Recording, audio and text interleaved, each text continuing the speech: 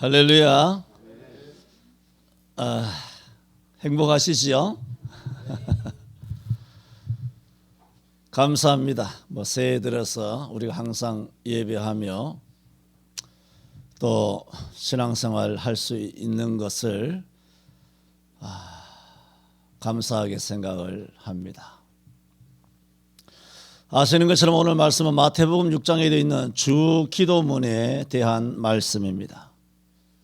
한 번은 예수님께서 기도를 마치실 때에 예수님이 기도하시는 그 모습을 보면서 제 아들은 무언가 알 수 없는 묘한 그리고 어떤 신비로운 그런 어떤 의문감을 품게 됩니다. 제자들은 다 유대인들이기 때문에 유대인들은 원래 하루에 3번씩 기도했습니다. 그러므로 그들이 기도를 몰랐을 리는 없습니다. 다윗도 시편 55편 17절에 보면은 저녁과 아침과 정오에 내가 근심하며 탄식하리니 여호와께서 내 소리를 들으시리로다 하였고, 잘 아시는 것처럼 다니엘 6장 10절에 보면은 다니엘은 전에 행하던 대로 예루살렘으로 향한 그 창문 앞에서 전에 행하던 대로 하루에 3번씩 기도하였다라는 다니엘 6장 10절에 있는 말씀도 구약에도 여러 군데가 나타나고 있고, 그러므로 유대인들은 우리가 아는 것처럼 하루에 3번씩 혹은 5번이라고 하는 사람도 있습니다만은 최소한 하루 3번씩 시간을 정해놓고 기도해왔고, 그러므로 이 12제자들도 유대인이기 때문에 머리 털나면 아이 때부터 하루 3번씩 계속 그렇게 기도해왔던 그들이 참 납득하기 어렵죠. 예수님에게 가서 주여, 세례 요한이죠. 세례 요한이 자기 제자들에게 기도를 가르쳐 준 것처럼 우리에게도 기도를 가르쳐 주옵소서라고 말을 하고 있는 것입니다. 물론 당시에 스승이라고 말하는 랍비들은 아주 가끔 제자들에게 기도문을 가르쳐 주는 경우는 들어 있습니다.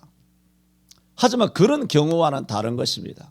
왜 다르냐 하면은 1절 자체가 제자들이 기도를 가르쳐 달라라고 하는 그 배경이 되는 그 말씀의 의미 자체가 함축하고 있는 분위기가 다릅니다. 1절에 예수께서 한 곳에서 기도하시고 마치심에 제자 중 하나가 여짜오되 주여, 요한이 자기 제자들에게 기도를 가르친 것과 같이 우리에게도 가르쳐 달라는 것입니다. 그럴 때 1절에 제자들이 기도를 가르쳐 달라고 말하게 된 그 순간을 어떻게 설명합니까?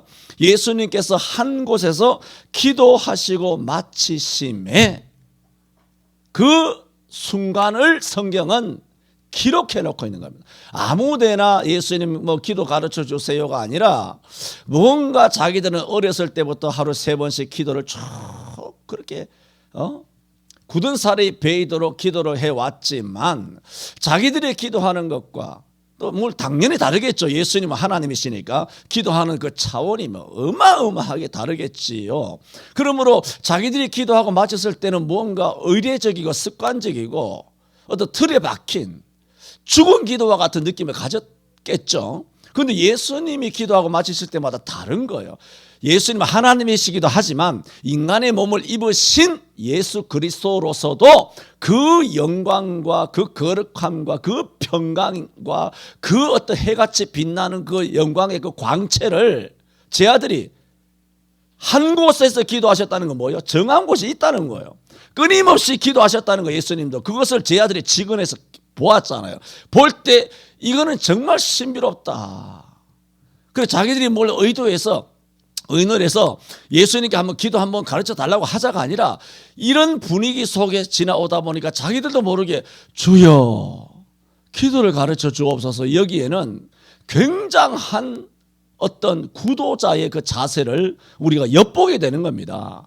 여러분도 오늘 신년에 출발하면서 정말 작년까지도 여러분 기도 잘 하시잖아요. 기도를 잘 하시잖아요. 그럼에도 불구하고 오늘 주기도문을 통하여 제자들이 기도를 가르쳐 달라고 했을 때 예수님이 기도를 가르쳐 주신 기도가 주기도문 아닙니까? 오늘 이 주기도문에 대하여 말씀을 드릴 때 여러분에게 가르칠 것이 사실은 별로 없어요. 거의 없어요. 하지만 또 주마가편이라 하였으니 또 우리가 또 좀 더 우리가 뭐 보리 그런 보리 그거를 다 밟아주는 것처럼 우리의 심령을 또 밟아주고 더 견고히 하기 위해서 한번 우리의 기도를 다시 한번 이 연초에 돌아봄으로써 정말 주님께서 가르쳐 주신 그 기도대로 금년도 내가 잘하고 있는지 또 못하고 있다면 그런 기도를 하는 2021년도 되기를 바라서 저는 오늘 기도를 가르쳐 주옵소서라는 제목으로 세 가지인데 그 돼지 속에 소돼지들이 몇 개가 있어서 하여튼 크게는 세 가지로 말씀을 드립니다. 자, 보세요. 먼저 드리고자 하는 말씀은 보세요. 제자들이 요한이죠. 세례 요한을 말하고 있습니다. 요한이 자기 제자들에게 기도를 가르쳐 준 것 같이 주여 기도를 가르쳐 주옵소서.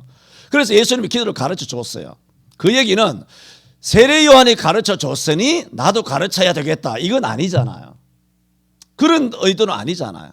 그런 어떤 요청에 주님께서 답을 해 주신 것이 아니에요.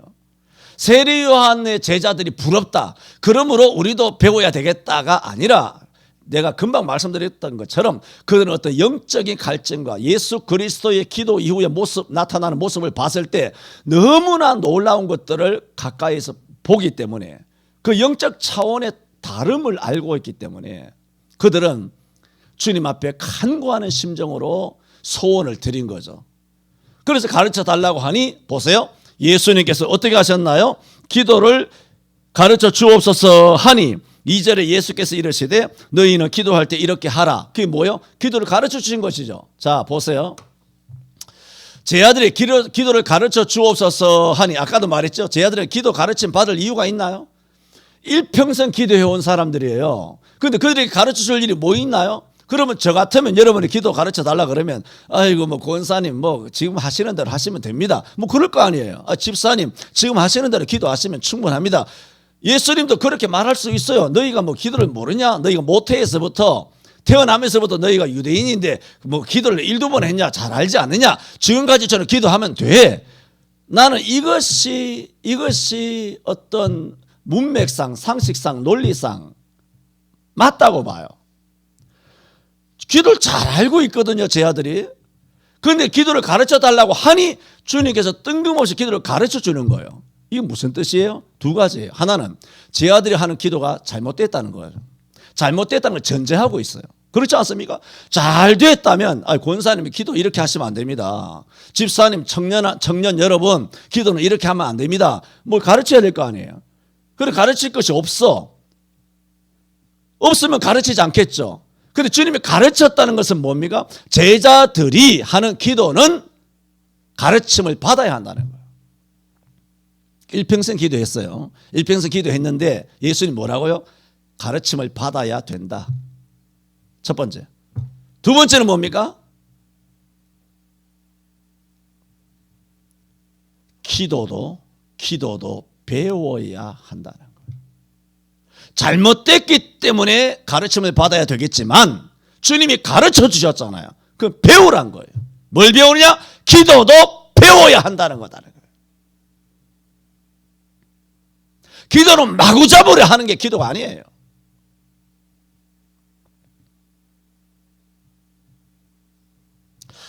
그런 면에서 우리 교회 성도들의 기도는 사실 다릅니다. 여러분의 기도는 다릅니다. 내가 여러 번 말했잖아요. 여러분에게는 더 이상 가르칠 내용이 거의 없어요. 거의 없다는 거예요. 하나도 없는 게 아니고. 대부분의 교회 성도들 뭐 앞에 나와서 흔히 말해서 대표기도, 공중기도를 대표기도로 하죠. 다른 교회에서는. 그래 대표기도라고 해서 나와서 하는 그런 기도들 보면 내가 뭐라고 말할 수는 없지만 바리새적인 기도들을 내가 많이 들어요. 그들의 기도는 풍을 읊는 거예요. 바람이 지나가도 개는 월월 웃는, 그걸 풍월이라고 그래요. 보름달이 뜨면 월월 짖는 거예요. 개가 풍월을 보고 월월월 짖듯이 금년에 소떼니까 우 하고 우려야 되겠습니다만은, 성도들의 기도를 들어보면 대부분 기도가 헛헛합니다. 소위 말해서 알맹이가 없어요. 알맹이라 말을 한다고 알맹이가 되는 게 아니에요. 기도가 헛헛헛해요.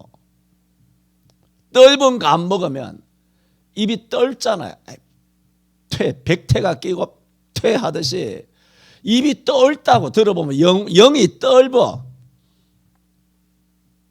기도가 맛있게 잘 삭아야 되는데, 잘 익어야 되는데 그게 안 돼 있단 말이에요. 그러면 이게 참 우리 그리스도인들이 이게 참 이런, 제가 수도 없이 너무너무 많은 말을 했지만, 많은 말을 해도 한국교회는 전혀 바뀌거나 뭐 어떻게 뭐 모르죠. 모르니까 그렇게 배우지를 못해서 그렇게 해서 그랬습니다만은, 이 정도 말만 해도 대부분 기독교인들은 반발해요. 대부분 반발하죠. 여러분 중에 반발하는 사람 있으면 잘못입니다. 내 밑에서 그렇게 배우면서 이 정도 말하면 이게 아멘으로 다가오고 은혜로 다가오고 자기를 돌아보고 이래야 되는데, 대뜸 내가 말하잖아. 한국 기독교인들은 어떻다고? 엄청나게 대가리가 좋아. 머리가 똑똑해. 얼마나 똑똑한지 똑 부러지는지 몰라. 대부분 하는 생각들이 있어. 뭐냐 하면, 목사님이 뭔데 남의 기도를 이렇게 판단합니까? 이렇게 말한다니까. 그럼 목사 왜 하니? 야,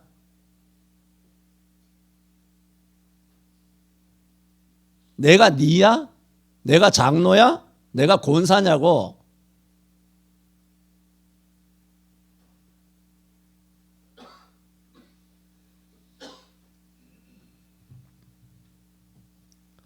그리고 그것이 성경적이라고 생각하는, 하나님은 외모를 보지 아니하시고 중심을 보시는데 당신이 하나님이냐는 거예요.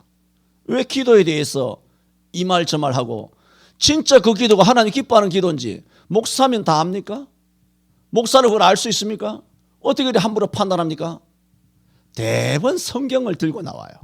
그 흔한 성경, 내가 말하는 것은 진짜 성경 말고 그 흔한 성경 좀 어떻게 들었다는 거, 그거 다 풍월이에요. 다 풍월.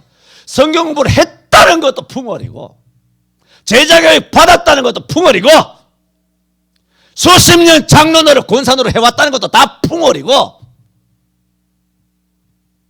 자기가 좀 아는, 좀 잘한다는, 굉장히 안다는 성경 지식을 바탕으로 어떻게 기도에 대하여 함부로 판단하여 기도가 헛헛하다고 그렇게 풍월을 얻는다고 어떻게 그렇게 함부로 판단하십니까?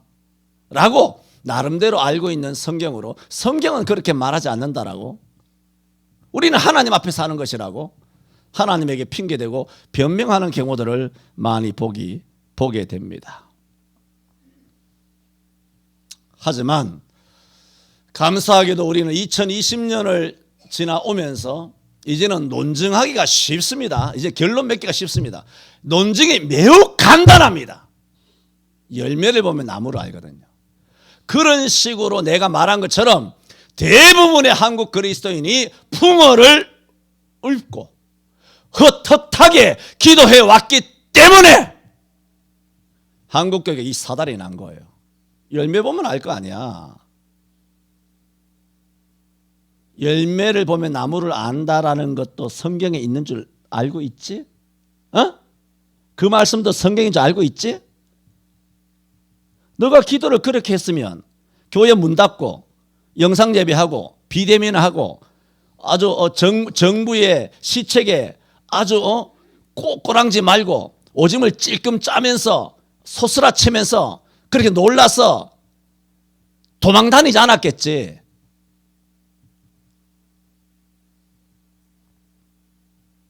그 기도가 다 풍어를 입은 기도예요. 다 바리새인의 기도고 1년 12달 수십 년 동안 한국에 기도해왔잖아.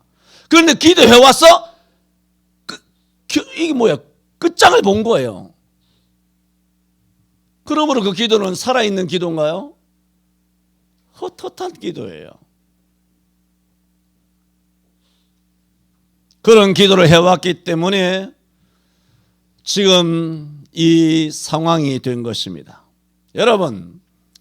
여러분에게는 더 말씀드릴 게 없습니다만 하나님께 드리는 기도, 하나님께 드리는 찬양을 누가 잘했느냐 못했느냐, 하나님께 드리는 헌금, 하나님께 드리는 중심, 하나님께 드리는 충성을 함부로 판단할 수 없겠다.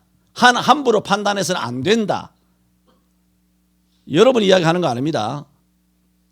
목사를 두고 하는 얘기예요. 함부로 판단해서는 안 되겠다라는 생각이 들지 모르지만 성경은 그것을 단호하게 판단했습니다.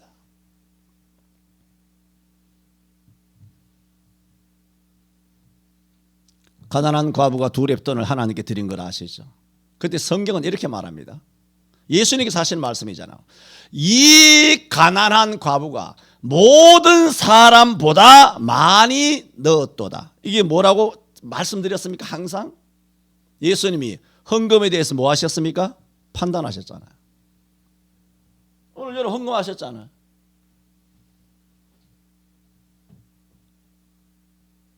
헌금하셨잖아요. 오늘 이걸 누가 판단하신다고? 성경에 있잖아요. 내가 없는 말 거짓부렁입니까? 하나님께서 어떻게 하셨어요? 이 헌금을 판단하세요. 오늘 우리 송천교회 성도들 중에 가난한 과부처럼 가난하지만 자기 생활비 전부를 다 넣어 뭐라고 말한 줄 아십니까? 모든 사람보다 더 많이 넣었느니라 그랬어요. 그게 무슨 말씀이세요? 모든 사람의 헌금도 주님이 보셨다는 거예요. 가난한 과부만 많이 넣은 걸 아시는 것이 아니고 가난한 과부의 많이 넣은 헌금만 판단한 것이 아니라 모든 성도들의 헌금도 다 판단하셨기 때문에 그 중에 답이 누구다? 과부다는 겁니다. 여러분이 내는 모든 주일 헌금, 무슨 헌금, 또 A가 B가 C가 D가 내는 누가 내는 헌금이든지 간에 주님은 이번 주일날 우리 교회 예배에서 가장 헌금을 많이 한 사람이 누군가? 주님이 판단하시는 줄로 믿습니다. 아멘 합시다. 내가 뭐 성경을 이게 잘못 해석한 것입니까? 말씀하세요. 언제든지.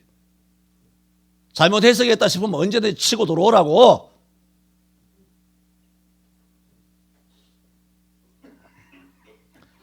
단지 여러분 마음에 안 드는 거랑 성경을 잘못 해석하는 거랑은 상황이 달라요. 여러분 마음에 들든 안 들든 그 아무 관심 없다니까.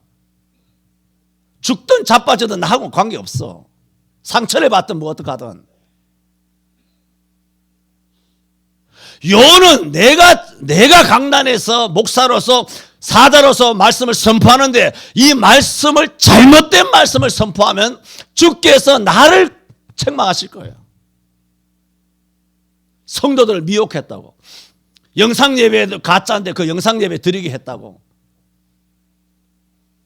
주님께서 날 책망하실 거라고요. 잘못 전했으면.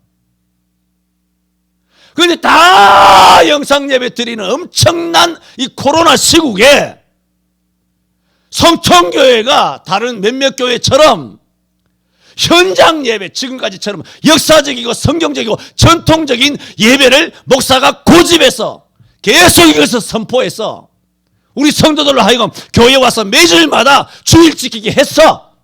이렇게 전파한 메시지가 잘못됐으면 주께서 나를 꾸짖으실 거라는 거예요. 아멘? 여러분이 헌금한 거 하나님께서 다 판단하신다고요. 에이, 헌금은 중심이 중요하지. 목사님 그렇게 하면 안 됩니다.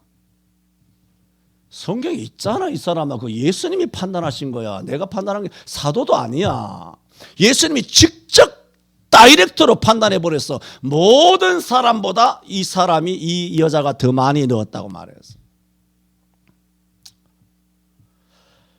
이뿐입니까? 누가복음 18장 14절에 바리새인과 세리의 기도 비유를 아시지 않습니까? 그 기도를 마친 다음에 예수님께서 뭐라고 말합니까? 세리를 두고 이 사람이 저보다 바리새인보다 의롭다 하심을 받고 내려갔느니라. 저 사람보다 비교급이 아니에요. 마태복음 5장에 말한 것처럼 너희 의가 서기관과 바리새인보다 더 낫지 못하면 결단코 천국에 들어가지 못하리라. 더 낫지 못하는 것은 더 낫다 덜 낫다가 아니에요. 그 덜 나으면 어떻게 되느냐? 천국에 못 들어간다는 거예요. 그러므로 이 사람이 저 사람보다 더 기도가 더 의롭다함을 받고 내려갔다는 것은 세리는 천당 가고 바리새인은 지옥 간다는 기도의 판단이에요. 그 기도의 판단을 누가 했습니까? 예수님이 했잖아요. 내가 했습니까? 나 이순신 안 죽였어요. 그겁니까? 왜 그랬어요? 자, 이런 설교 내가 1도 번 합니까? 25년 동안 해왔잖아요. 이런 설교를. 이게 뭐예요? 성경은 한 부분만 있지 않아요. 성경은 이런 부분도 있고 저런 부분도 있어요. 그랬을 때 이것을 잘 어떻게 바르게 해석하느냐 하는 매우 난점이 있다고요.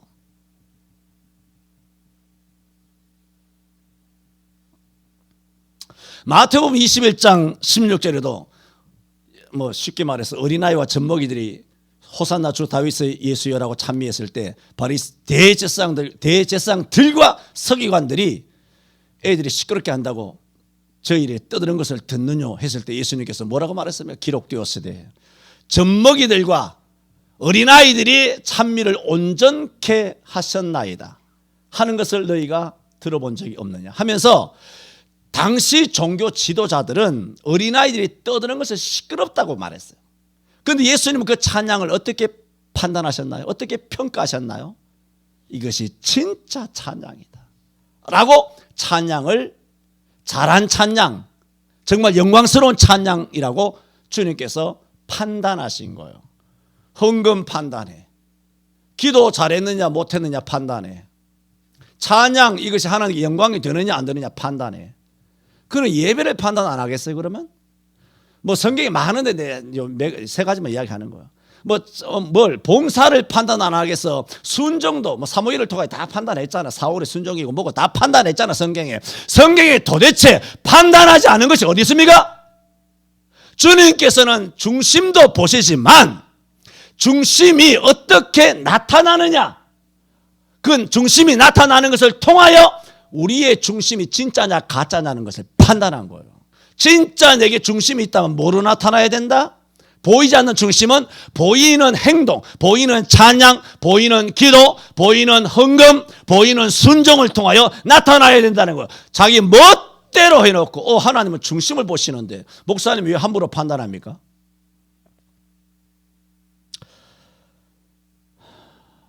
그래서 사람들은 예수님이 중심을 보신다 라는 의미와 정반대로 중심을 보신다 라는 말로 자기들의 죄와 허물과 이중적인 것을 가리고 핑계하는데 그 단어를 사용하는 거예요.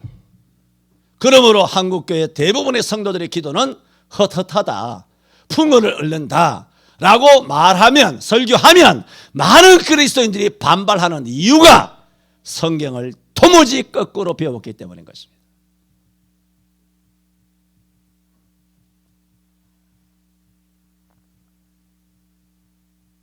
지금 뭘 말씀드립니까? 기도도 배워야 한다는 거예요. 기도. 중심만 뭐 간절하게 기도 배울 거 뭐 있습니까? 간절하게 아버지라고 부르고 기도하면 되겠지. 그럼 예수님께 왜 가르쳐? 왜 가르쳐 주셔? 왜 쓸데없이 주기도문을 왜 가르쳐 주시는 거예요? 기도도 배워야 돼요. 중심만으로 되는 게 아니에요. 틀린 것은 고쳐야 돼요. 잘못된 것은 바르게 해야 돼요.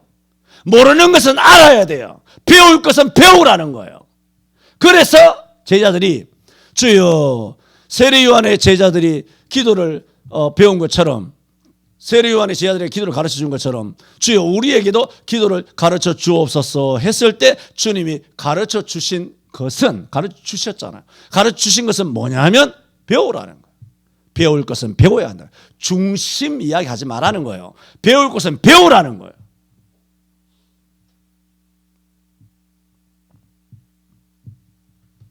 이런 말씀은 많죠. 마태복음 6장에도 너희는 구제할 때 외식하는 자와 같이 하지 말라. 저희는 사람에게 영광을 얻으려고 회당과 큰 거리 여기에 있어서 기도하기를 구제하기를 또 기도하기를 또 금식하기를 좋아하니라. 그러나 내가 진실로 너희에게 이르노니 저희는 자기 상을 이미 받았느니라.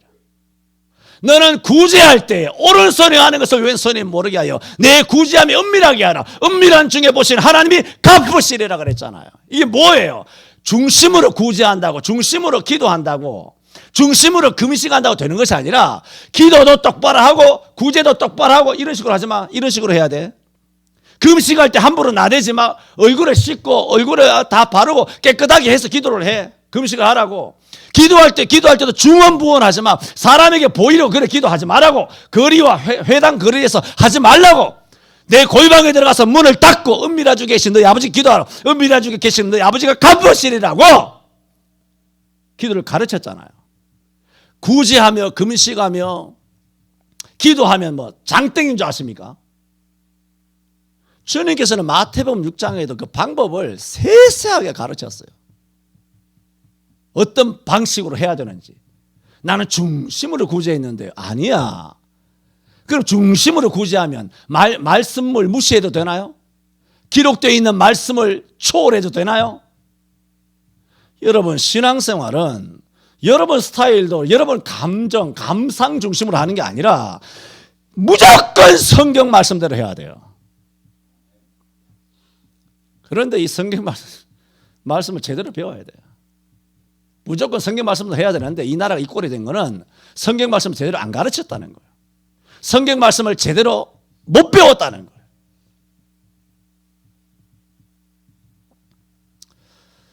심지어는 성경은 안 가르친 것이 없습니다. 바르게 하라고, 똑바로 하라고.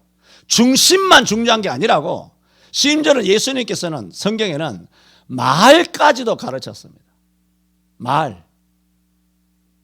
입에서 나오는 것이라고 다 말이 아니야, 이 사람들아. 그 얘기예요. 아니, 우리가 말할 줄 모릅니까? 제 아들이 기도할 줄 몰라서 기도 가르쳐 달라고 그랬나요? 그러면 우리는 말할 줄 모릅니까? 사람이? 다 말할 줄 알죠. 그런데 예수님께서는 우리에게 말씀하셨어요. 베드로를 통하여. 베드로전서 4장 11절에도 말씀드렸잖아요. 말할 때 조심하라고. 어떻게? 만일 너희가 말하려거든 하나님의 말씀을 하는 것 같이 하라. 말하는 데 있어서도 다 주님께서 가르쳤어요. 교육에서. 말을 함부로 하면 안 된다는 거예요. 야고보 선생도 마찬가지죠. 야고보 3장 2절에 우리가 다 실수가 많으니 만일 말에 실수가 없는 자면 곧 온전한 사람이라고 그랬어요. 우리 감정도 마찬가지예요. 분을 이어도 죄를 짓지 말고 해가 지도록 분을 품지 말라. 우리의 감정, 우리의 언어 생활, 듣는 생활, 생각하는 거, 행동하는 거, 우리의 기도 생활 무엇이든지 간에 예수님께서 안 가르친 것이 없어요. 중심은 기본이고요. 그 기본으로 된 중심에서 우리의 모든 언행, 심사, 모든 행동들 하나하나가 그대로 살지 못하지만 예수님은 성경에 세세하게 가르쳤어요. 행동에. 먹고 마시는 것까지. 그건 뭐예요? 기도를 배우라는 거예요. 먹고 마시는 게 익숙하잖아요. 그렇잖아요. 말하는 거 얼마나 익숙합니까? 기도하는 거 얼마나 익숙합니까? 그런데 성경에 다 가르쳤어요. 그게 대표적인 것이 뭐죠? 주기도문이에요. 주여 우리에게도 기도를 가르쳐 주옵소서. 그때 주님이 기도를 가르쳐 주신 것입니다. 그러므로 기도도 뭐다? 기도도 분명히 배워야 하는 것이다. 두 번째로 주님이 가르쳐 주신 기도, 2절에 보면 예수께서 이르시되 너희는 이렇게 기도하라 했습니다. 먼저는 예수님은 기도의 본을 보여주셨습니다. 모두에도 말씀드렸죠. 예수께서 한 곳에서 기도하시고 마치심에 그랬습니다. 그래서 누가복음은 기도의 복음이라고 할 만큼 누가복음에는 예수님께서 기도하신 모습을 여러 군데 기록해 놓고 있습니다. 누가복음 5장 16절에도 예수는 물러가서 한적한 곳에서 기도하시니라. 6장 12절에도 이때 예수께서 기도하시러 산으로 가서 밤이 맞도록 하나님께 기도하시고 9장 18절에도 예수께서 따로 기도하실 때 9장 28절에 예수께서 베드로와 요한과 야고보를 데리시고 기도하시러 산에 올라가서 22장 41절에 겟세마네에서 돌 던질 만큼 가서 무릎을 꿇고 기도하여 누가복음을 기도의 복음이라고 해요. 그만큼 예수님께서는 신이 기도하신 많은 모범을 제 아들에게 보여주었어요. 열심히 기도하셨어요. 그러므로 제 아들은 거기에 감동되어 그 어떤 영적 영성에 눌려가지고 예수님 기도 마치기를 조용히 기다렸다가 오늘 11장 1절에 주여 우리에게도 기도를 가르쳐 주소서 한 것입니다. 이런 구도자의 자세가 되시기를 바랍니다. 기도를 배우셔야 합니다. 기도만 아닙니다. 말하는 것도 배우셔야 돼요. 옹알이 하듯이 말하는 것도 배우고 행동하는 것도 배우고 먹고 마시는 것도 배우고 우리가 생활하는 것도 다 배워야 돼요. 배우지 않아야 될 영역이 없습니다. 그리고 예수님께서는 기도의 본을 보여주셨을 뿐만 아니라 2절에 이렇게 말씀하셨죠. 이렇게 기도하라 하셨어요. 이렇게 기도하라. 이것은 기도는 형식적인 반복이 아니라는 겁니다. 물론 우리가 전에 기도 옛날 세미나 할 때 다 했죠. 기도는 했던 기도 또 하는 것이 중언부언이 아닙니다. 어떤 기도가 중언부언이냐면 믿음 없이 하는 기도가 중언부언이에요. 정말 믿음이 있다면 했던 기도를 또 합니다. 이루어질 때까지. 예수님께서 겟세마네 동산에서 돌 던질 만큼 거기도 3번이나 계속 이 잔을 내게서 지나가게 해달라고 했던 기도 또 하죠. 갈멜산상에서 엘리야도 했던 기도를 7번 계속 기도하고 있잖아요. 정말 믿음이 있다면 기도를 포기하잖아요. 기도 줄을 잡고 주께서 기도 줄 잡게 하여 주시기를 바랍니다. 이 기도의 줄을 잡고 10년 아니요. 난 지금 40년 50년짜리 기도도 많습니다. 계속 은혜 받았을 때 그 기도를 수십 년 기도하는 거예요. 수십 년. 언제까지? 죽을 때까지예요. 그러므로 중언부언이란 믿음 없이 하는 기도예요. 그게 중언부언이지 했던 기도 또 하는 것이 중언부언이 아닙니다.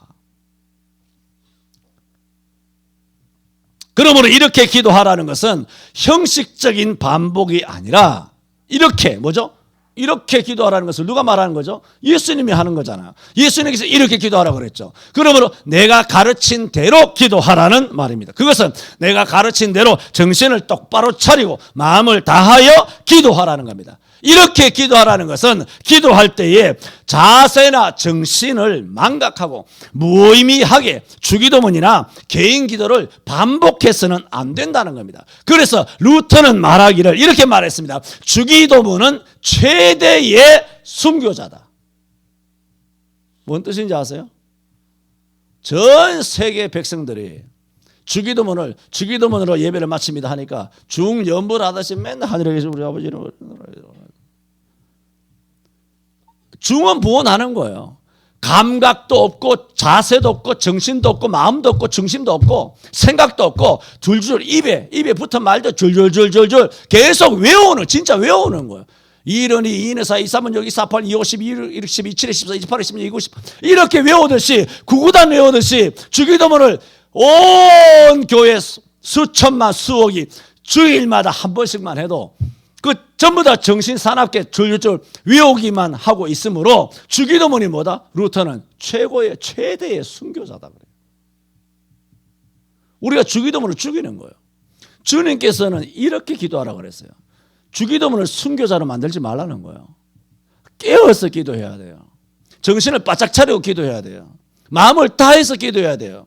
주기도문에 말씀하신 하늘에 계신 우리 아버지로부터 나라와 권세와 영광이 이 싸움다이다까지 그 한자 한자 한 글귀의 의미를 알고 신앙 고백도 마찬가지죠. 전능하신 하나님이 천지를 그 여기서부터 제일 중요하죠. 거기서부터 다 한자 한자 그렇게 마음으로 되새기면서 뜻을 되새기면서 하는 것이지. 여러분 주기도문이나 신앙 고백은 경주가 아니에요. 한번 더 합시다. 주기도문은 경주가 아니다.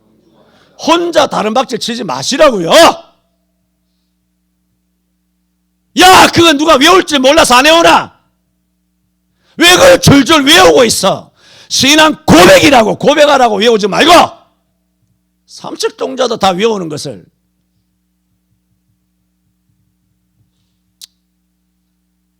그래 주기도문을 순교자로 만드는 거야 자꾸.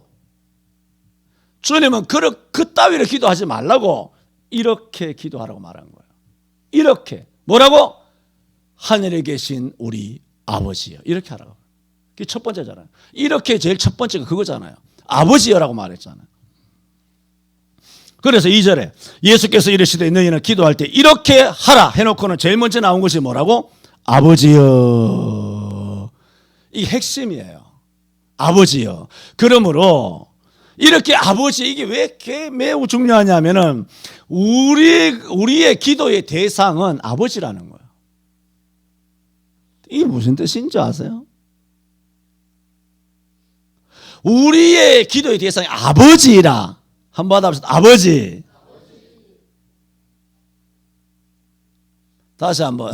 이미 중심이 없어. 그냥 하라니까 지금 따라한 거야, 지금. 한번 합시다. 아버지. 소리친다고 중심이 담기는 건 아니에요.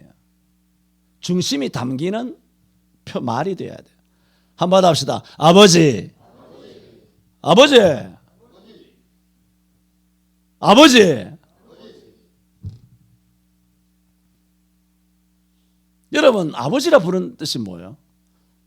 이렇게 먼저 뒤에 많은 기도를 하게 하시잖아요. 하게 하셨는데 제일 먼저 너희는 이렇게 기도하라 그러면서 아버지 이렇게 부르라고 한 것은 우리가 기도하는 대상은 아버지신데 아버지심으로 우리가 기도하는 대상인 아버지는 뭐냐? 우리가 기도하면 주기를 아까워하는 분이 아니라는 거예요. 아까워하는 분이 아니라는 거. 언제라도 구하지 않은 것까지라도 입만 열고 아버지 그러면 주려고 기다리고 문턱에 서서 문을 두드리고 계시는 그런 넘치는 사랑을 가지고 우리의 기도를 기다리시는 아버지라는 거예요. 인색하신 하나님이 아니에요. 우리가 막 간절하게 기도해야 돼요. 누가복음 18장 나중에 해석을 하겠지만 다음 주일이나 그 다음 주일에 누가복음 18장에 이렇게 간절하게 기도하는 것도 중요하지만 제일 중요한 것은 뭐냐면 중심이에요. 뭐냐? 아버지예요. 아버지는 우리는 어떻게 나가야 돼요? 자녀예요. 아들, 딸, 하나님의 자녀로서 아버지라 불러요. 이렇게 아버지라 부르면 하나님께서 인색하지 아니하시고 자녀의 요구를 기꺼이 들어주시는 분이시다. 그래서 아버지라 부르라는 거예요. 그러나 아버지라고 그것이 안 부르면 그 중심이 거기서 네 마음이 너 인격이 너의 삶이 그 아버지라는 호칭에 다 담겨 있지 않으면 그 뒤에 구구절절하는 그 모든 기도는 그 기도는 허사라는 거죠. 허사. 제일 중요한 기도는 뭐냐? 이렇게 기도하라 해서 뭐다? 아버지예요. 제일 중요합니다. 두 번째 말씀을 드렸죠. 주님께서 주기도문은 뭐다? 주님께서 가르쳐 주신 기도다 라는 것입니다. 세 번째, 이런 주기도문은 우리의 모든 생활 영역, 우리가 살아갈 때 모든 생활 영역을 통할합니다. 통할한다는 것은 모든 것을 거느리고 다스린다는 거예요. 이 기도는 모든 것을 포함해요. 그래서 3절 4절에 우리에게 날마다 일용할 양식을 주옵시고 하면서 4절까지 말씀하셨죠. 그런데 모든 생활을 통할하는데 뭐냐? 절 보세요. 첫 번째 뭐냐? 현재 우리의 모든 2021년 오늘 1월 10일 날 현재잖아요. 현재 우리에게 필요한 게 있잖아요. 내일이면 1월 10일 월요일 날 화요일 날 여러분에게 필요한 거, 이번 주간에 필요한 거, 이달에 필요한 거 있죠. 그 모든 매일매일의 현재 필요한 모든 것을 통할합니다. 현재 것을 다 통할해, 이 기도가. 그리고 뭐냐? 지난 과거의 것도 다 통할해요. 지난 과거의 것을 다 통할한다. 지난 과거의 것은 뭔가요? 지나온 것은 뭐가 있을까요? 죄밖에 없어요. 그래서 뭐라 그러나요? 4절에 우리가 우리의 죄 지은 모든 사람을 용서하오니 우리 죄도 사하여 주옵시고 라고 했죠. 모든 과거를 통할해요. 그게 뭔가요? 죄예요, 죄. 우리 지난 날에는 죄밖에 없어요. 여러분이 아무리 꽃가옷 때때옷 입고 나갔더라도 아무리 머리 감고 샴푸하고 뭐 찍어 바르고 해도 하루 갔다 오면 또 발을 씻어야 되고 샤워를 해야 되고 옷은 더럽혀지는 것이고 하는 것처럼 우리가 이 육신의 옷만 아니라 우리가 살아갈 때 마음도 다 더러워져요. 하루가 아니라 1시간만 지나도 마음도 더러워지고 말도 혀도 더러워지고 입도 더러워지고 또 눈도 더러워지죠. 봐서는 안 보는 걸 보고 들어서는 안 되는 걸 듣고 생각해서는 안 되는 걸 생각하고 만져서는 안 되는 것을 만지고 먹을 것은 안 되는 걸 먹고 우리의 온몸 사지백체가 다 더러워져요. 주기도문은 현재, 과거, 미래를 다 장악해요. 그것을 기도하라고 현재 기도해야 될 것, 과거의 것을 해결하는 것을, 과거의 것을 다 해결하는 것을 다 해결해 주는 기도를 넣으시고 미래의 것도 다 기도에 넣었어요. 이 세 가지를 통할해 주 기도문이. 막강한 기도라고 이 기도가. 그래서 어떤 사람은 말해요. 주 기도문을 사용하는 방법은 두 가지다 그래요. 첫째로 우리가 기도할 때 제일 앞에 주 기도문을 먼저 하면 우리 그때부터 시작되는 우리의 기도를 성경적으로 인도할 것이라는 거예요. 또 하나의 기도의 방법은 모든 기도를 한 다음에 마지막에 주기도문을 하게 되면 우리의 모든 기도한 것을 정결하게 한다는 거예요.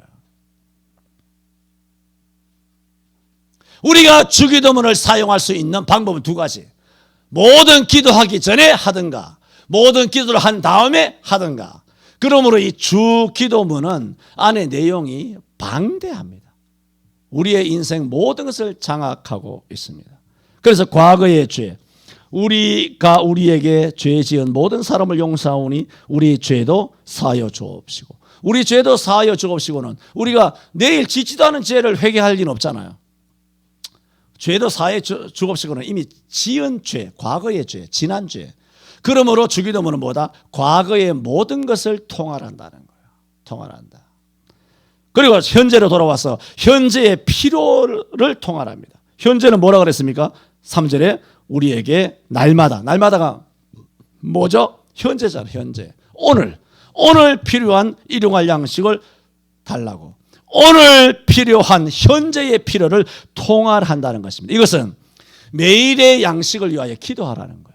매일의 양식을 기도하되 광야의 만나처럼 그날의 하루의 양식을 달라고 기도하라는 것입니다. 우리로 하여금 일용할 양식을 주옵소서라고 기도하게 하신 것은 우리는 매일의 양식을 하나님 앞에 구할 수 있다는 거예요. 그러므로 우리는 일용할 양식을 주옵시고라고 기도하게 하신 이 예수님의 이 기도를 허락받았잖아요. 매일의 양식을 하나님께 구할 수 있도록 그 자격을 주신 거예요. 하나님 주시는 거고. 그럼 우리는 매일의 양식을 구할 수 있으면 어떻게 해야 될까요? 감사해야 돼요. 그리고 우리가 광야에 그거 알죠? 만나 매일 거뒀잖아요. 그처럼 매일의 양식, 일용할 양식을 구하게 하신 것은 뭐냐면 하나님을 매일 의지하라는 거예요. 하나님께서 이틀치 양식을 안 주시는 것은 매일 날 의지하는 거예요. 매일 나를 의지하라는 거예요. 그래서 우리가 보험도 넣고 적금도 넣고 뭐 노후 책임도 하고 뭐 어떻게 저렇게 생각을 해야 되겠으나 여러분 그거보다 더 중요한 것은 뭡니까?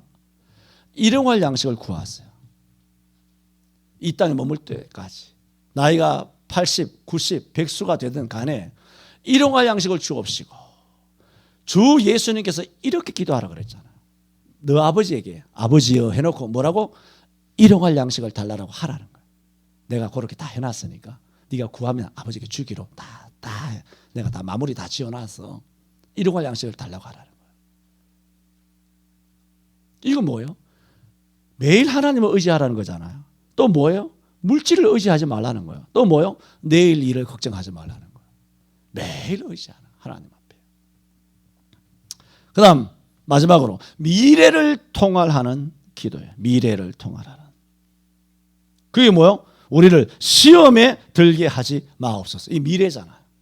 지은 죄는 과거지만 우리를 시험에 들게 하지 마. 이 시험에 들게 하지 마옵소서라고 기도하라는 거예요. 자, 우리는 기도를 많이 하지 않더라도 우리는 현재나 앞날에 대해 하나님 이렇게 해주세요, 저렇게 해주세요 기도하고 싶은 것들이 많이 있습니다. 그렇죠? 근데 이렇게 기도하라 그랬죠? 그러므로 일단 주기도문에만 딱 보면 여러분이 이렇게 저렇게 오늘 내일을 위하여 미래를 위하여 기도하고 싶은 거 자녀를 위하여 뭐 우리 건강을 위하여 뭐 어떻고 저떻고 기도할 것이 많이 있지만 주기도문에만 딱 보면 여러분이 하는 그 기도는 없습니다. 없습니다. 미래를 위한 기도도 없습니다.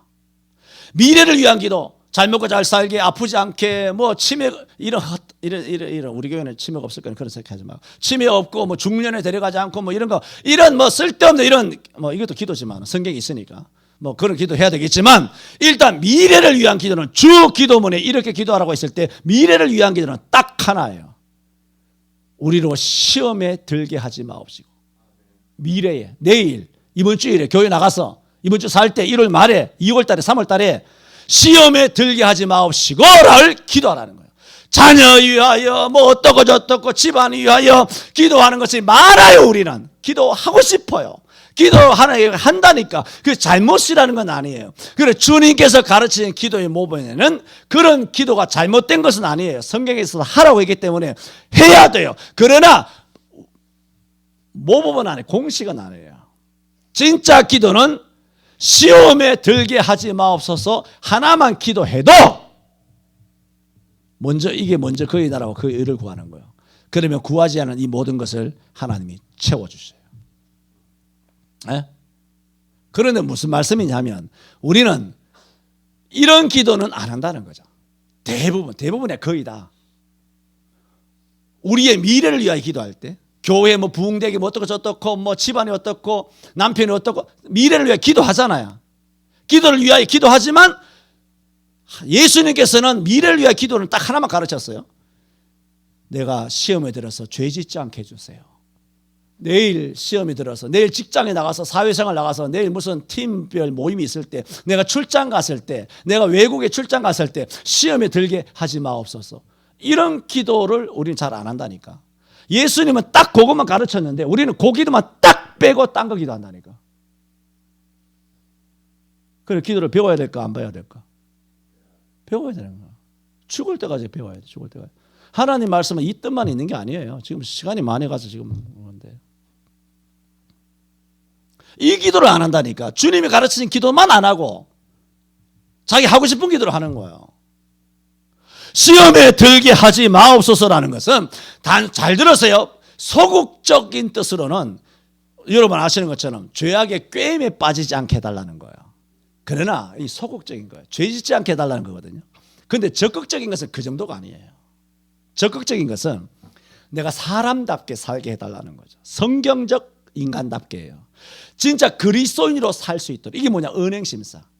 나의 이 언어 생활, 생각은 숨어 있으니까 내가 무슨 더럽고 나쁘고 미운 생각을 해도 사람이 모르잖아요. 겉만 보니까 아이고 우리 목사님 거룩해 보인다. 아이고 우리 목사님 존경합니다. 왜 그랬어요? 정신 차렸어요? 뺨을 한 사닥이 때려주고 싶어요. 정신 차리라고. 다 죄인들인데 어디다 대고.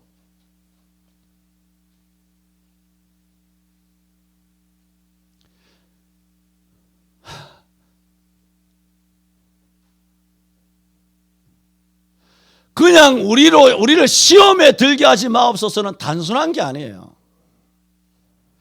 우리의 인격, 우리의 삶, 그리고 정말 정직한 거, 거짓말하지 않는 거, 겸손하고 온유한 거. 뭐 갈라디아 5장 22절 다 외워야 돼요. 뭐 사랑, 희락, 화평하는 거, 오래 참음, 자비한 거, 긍휼, 인자, 자비, 오래 참고, 양성과 충성하고 절제하는 거, 그리고 성실하고 진실하고 거짓말하지 아니하고, 그렇게 보세요. 바르게 올바르게 불의에 굴복하지 않는 것. 그래 우리가 일생토록 살아갈 때 그리스도인으로서 살아야 하는 신앙의 전 영역에 도전해 오는 시험에 빠지지 않게 주옵시며, 그 뜻이에요. 불가능해요. 와, 우리가 인간으로 살 때 어마어마한 전 영역에서 다가오는 시험은 엄청납니다. 이거는 기하급수적이에요. 어느 곳에 가느냐에 따라서 시험이 완전히 바뀌고, 누구를 만나느냐에 따라서 몇 시냐 두 시냐 내 마음의 기분과 감정에 따라서 다 달라지고, 이건 어마어마하게 시험이 많아요. 아무리 좋은 환경이라도 내 속이 뒤틀리고 내 속에 뭔가 불만이 있으면 나쁜 소리가 나가는 거예요. 이런 시험에서 들게 하지 마옵시며, 그 얘기예요. 이런 것들이 수천만 가지가 있어요, 우리에게. 그걸 우리가 어떻게 피합니까? 어떻게 그 시험에 안 듭니까? 어떻게 그런 죄에 빠지지 않을 수 있습니까? 불가능해요. 정말 우리가 기도해야 될 가장 중차대한 유일한 기도는 바로 이거예요. 뭐예요? 미래를 통할하는 기도. 우리를 시험에 들게 하지 마옵시고, 현재 일용할 양식, 매일을 하나님께 의지하는 거, 지난 과거의 죄를 용서해 달라고, 그리고 앞으로 시험에 빠지지 않게 해달라고. 주님께서는 기도를 가르쳐 달라는 제자들의 기도를 가르쳐 주었어요. 기도는 배워야 된다고. 그리고 이렇게 기도하라고, 아버지라고 하라고.